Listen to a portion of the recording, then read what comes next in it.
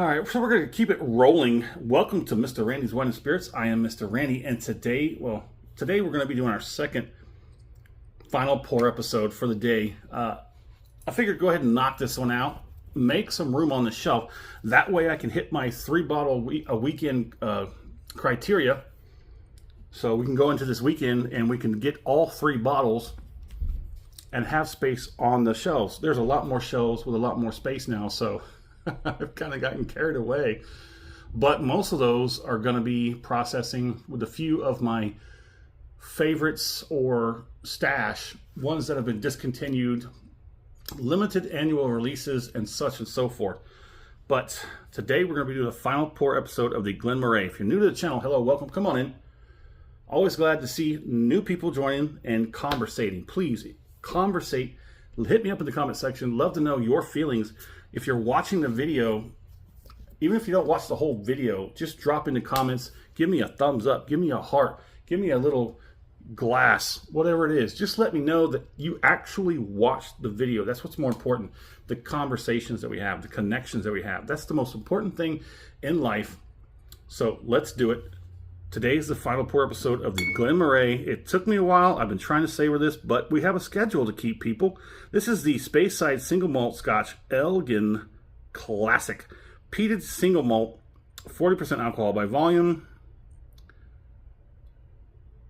I'm just going to sort of give you a quick little bottle tour. Distilled, matured, bottled in Moray Distillery Limited, Elgin, Scotland. So Glen Moray.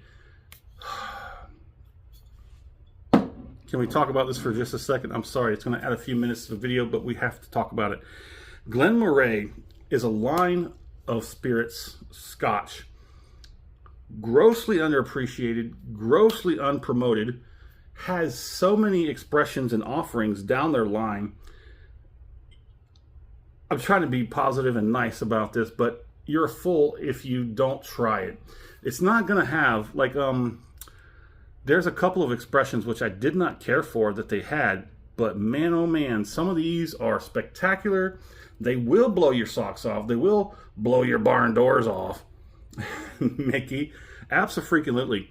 These Glen Morays, I don't know what else to say. It's like if Johnny Walker was actually pretty good. Yes, I give Johnny Walker a very hard time because, well, they're not making anything. They're just acquiring and selling stuff. But Glen Moray is kind of doing that, but they're kind of also making their own stuff. So they're getting a pass on this one. So let's go ahead and cork pop it. Nice. Ooh, that was going in the... Well, I guess while we're talking about it, we're going to go ahead and get this final pour in the glass. Ooh. Okay, I'm not scared. Ain't scared. Ain't never scared. So we're going to set this off to the side.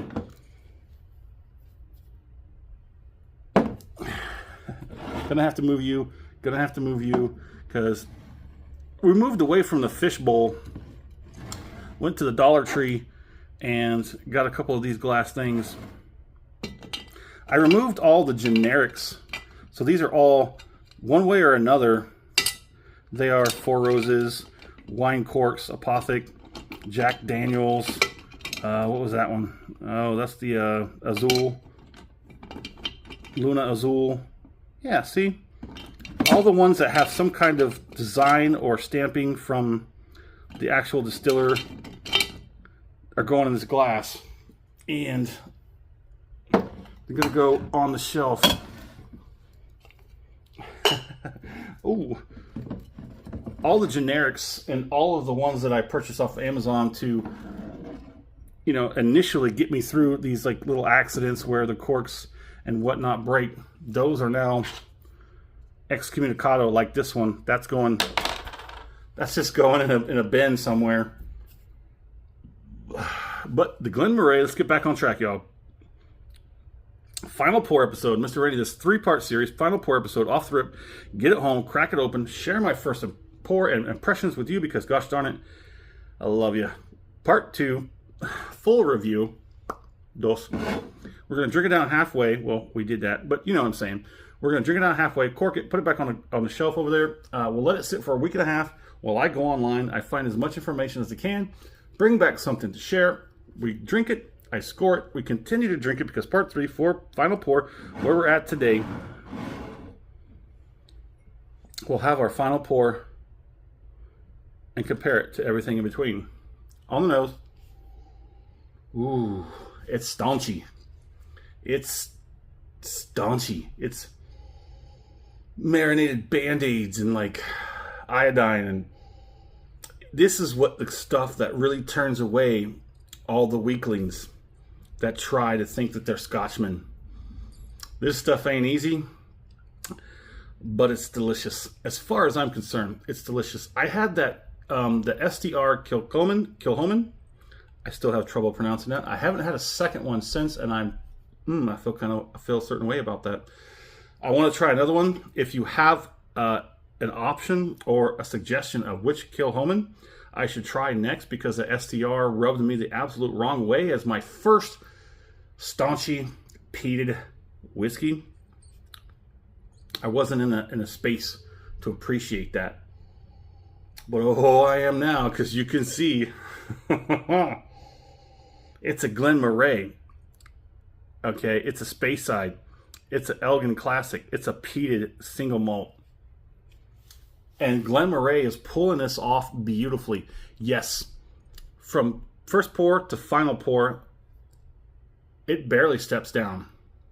It barely steps down from top, middle, bottom. Barely steps down. It's still got that sort of like, it kind of makes you twinge. But, damn, that's good. Let's go ahead and get it on the palate.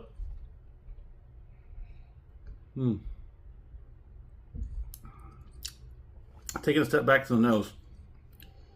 The nosing has barely taken a step down. It is still very high, very tight, very punchy. Oh, it lets you know what's in the bottle. It definitely lets you know what's in the glass. But the palate,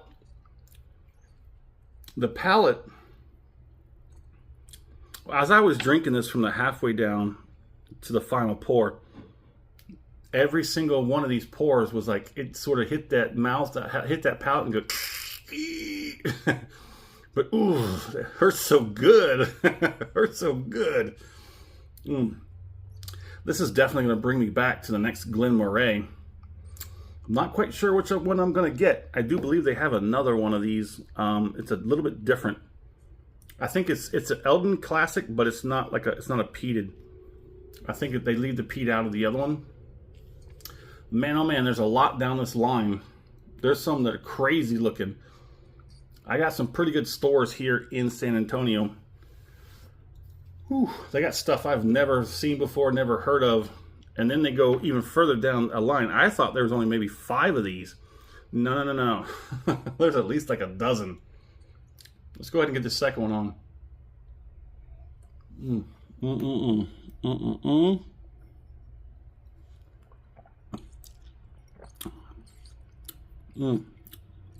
Yeah.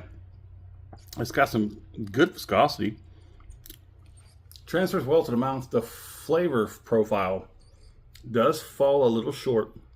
That's the only negative I'm going to say about this bottle. Is now that we're all the way down here, expectantly so, the flavoring is going to sort of, it's going to, it's going to turn down, but it's not out. It might be down, but it ain't out. Like I said, a lot of that good, like fruits and honeys and whatnot, sort of relatively quickly dissipates. It leaves you with this sort of, I'm still looking for a good word for this, like acrid, sort of acidic, little bit of a, mostly ethanol. But I got a lot of cheek action here with a little bit of jowls, kind of some action going on in the gums. Even just a little bit on the lips. Mwah. There's not a whole lot warmth building up on the background. That's kind of, that's okay.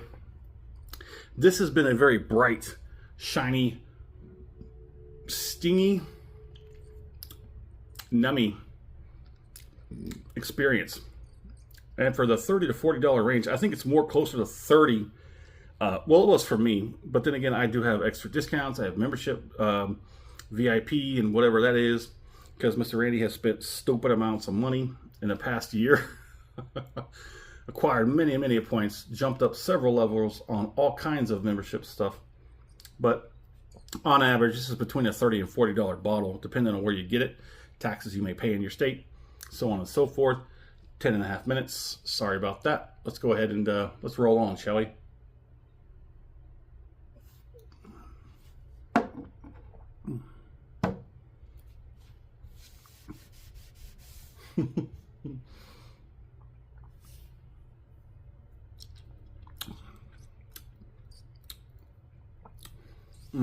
So there's this very unique character that I get on the palate with some of these peated whiskeys. Once they get to this final pour, they have this very low tone, very sweet but deep, rich mellowness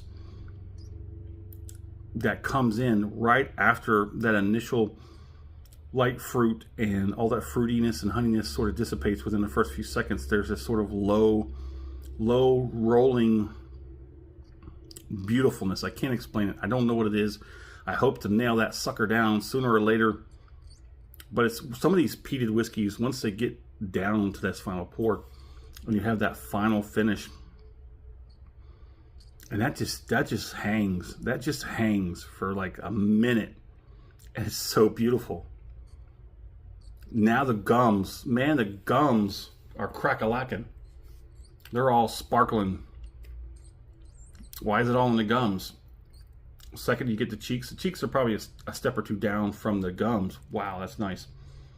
Still not a whole lot to say about the warmth on the back end. If you liked the video, go ahead and hit that thumbs up button. If you haven't subscribed to the channel, go ahead and do so. Do yourself a favor. Bypass the algorithm, because you know it's not going to suggest one of my videos to you, even though I have... Oh, won't even get into that. I'm not a huge YouTuber, a whiskey tuber. I'm just doing what I love to do, and I'm sharing it with you. Those of you who wish to watch, thank you. In the comment section, would love to know where you at on this planet. What are you currently drinking as a libation? If there's anything cool happening around you as far as libations go, say that there's a picnic at a distillery, what have you, a con, whatever it is. Love to hear you. Love to talk about it. And as always, thanks for stopping by here at Mr. Randy's Wine and Spirits.